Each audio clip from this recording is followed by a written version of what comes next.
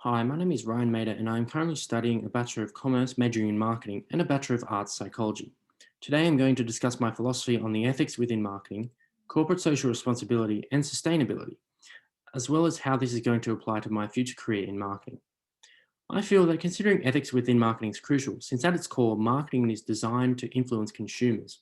And so I feel that I must take an approach to marketing that is highly ethical, since I have a responsibility to not mislead consumers. Firstly, however, we need to understand what ethics are.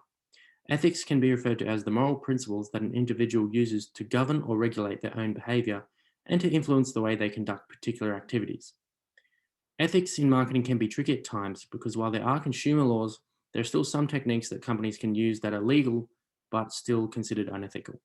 For example, statements that distort or exaggerate the truth are not technically illegal, but it's still unethical.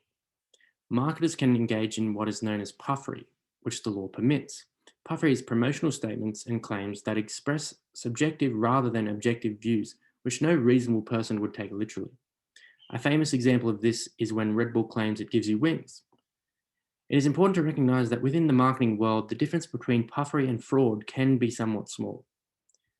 A current emerging ethical issue within the marketing world is how the data from market research is used and collected. With the dawn of the social media marketing era, reaching a target market has never been easier from a business's perspective. This has created issues around invasions of privacy as overly aggressive marketing research strategies have begun to seep into people's private lives on a more regular basis, and the data they gather has become exceedingly personalized. It would be fair to say that almost any internet user at one point or another has been directly asked whether or not they are interested in what is being advertised to them, and I feel this is beginning to invade privacy. Additionally, once data is collected, issues can sometimes arise from the way in which that data is used. A common example of market research data being used is when toothpaste brands advertise their product as being recommended by 9 out of 10 dentists or as the number one recommended toothpaste by dental professionals. On the surface, this may not seem like an issue. However, the consumer is almost never made aware of the sample size when using these types of claims.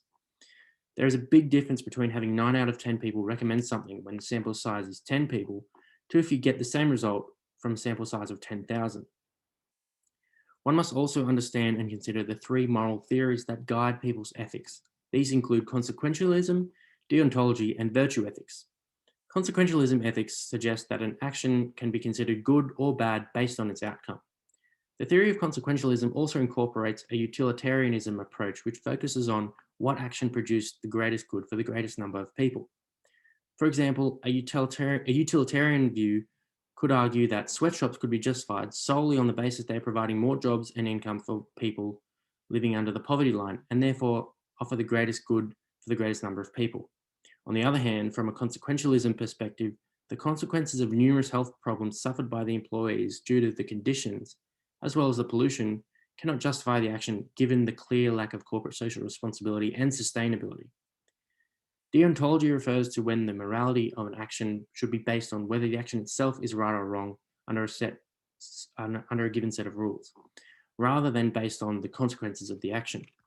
From a deontological view, sweatshops can be considered unethical because this company is not placing the necessary occupational health and safety standards within its factories to ensure the safety of its workers.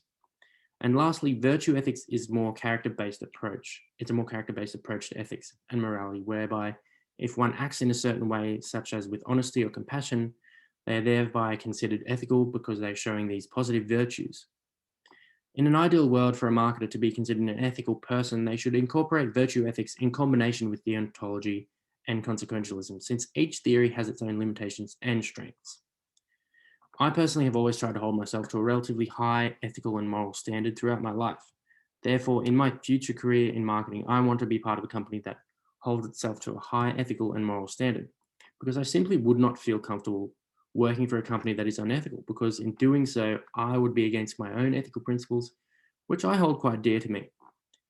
I need to know that I will be expected to act fairly and treat consumers in a way that does not take advantage of the fact they may be less knowledgeable than me in some areas.